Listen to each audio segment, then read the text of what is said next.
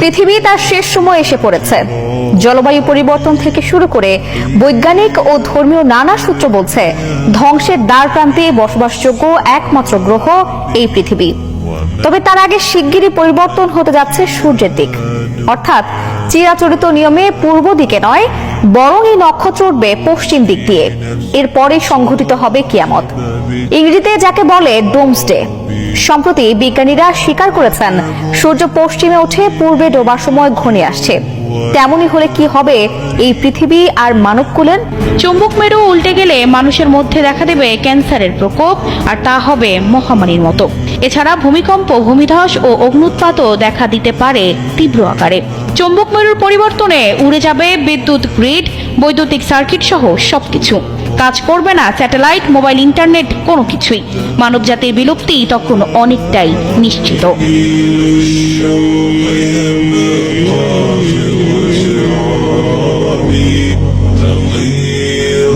في الحياة من الصحاب